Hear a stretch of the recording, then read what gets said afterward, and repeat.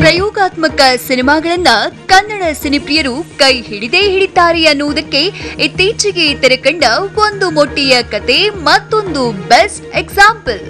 ಯಾವುದೇ ಸಿನಿಮಾ ಅನುಭವ ಇಲ್ಲದೆಯೇ ಹೆಸರಾಂತ ಕಲಾವಿದರಿಲ್ಲದೆಯೇ ಕಥೆಯನ್ನ ಪ್ರಧಾನವಾಗಿಟ್ಕೊಂಡು ಅದ್ಭುತ ಸಿನಿಮಾ ಮಾಡಬಹುದು ಅನ್ನುವುದನ್ನ ಪ್ರೂವ್ ಮಾಡಿದ ಒಂದು ಮೊಟ್ಟೆಯ ಕತೆ ಇದೀಗ ಸಪ್ತ ಸಾಗರದಾಚೆಗೂ ಹಂಗಾಮ ಮಾಡ್ತಿದೆ.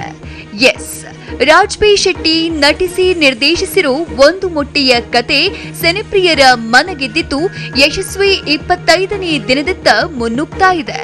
ಅದರ ಬೆನ್ನಲ್ಲೇ ಇದೀಗ ಯುಕೆ ಮತ್ತು ಯುರೋಪ್ನಲ್ಲಿ ಪ್ರದರ್ಶನ ಕಾಣ್ತಾ ಇರೋ ಮೊಟ್ಟೆ ಅಲ್ಲಿಯೂ ಭೇಷಣಿಸಿಕೊಂಡಿದೆ. Germany, Ireland, Switzerland, Holland, Sweden, Norway ಹೀಗೆ ಯುರೋಪ್ನಾದ್ಯಂತ ಯಶಸ್ವಿ 2ನೇ ವಾರಕ್ಕೆ ಕಾಲಿಟ್ಟಿದೆ. ಕಿರುಚಿತ್ರ ಮಾಡಬೇಕೆಂದಿದ್ದವರ ಕನಸುಗಳನ್ನ ನನಸು ಮಾಡಿದ ಲೂಸಿಯಾ ಪವನ್ಗೂ ಇದರಿಂದ ಒಳ್ಳೆಯ ಹೆಸರು ಸಿಕ್ಕಿದ್ದಲ್ಲದೆ ಪೈಸಾ ವಸೂಲಿನಿಂದ ಜೇಬು ಕೂಡ ತುಂಬಿಸುತ್ತಿದೆ ಮೊಟ್ಟೆ.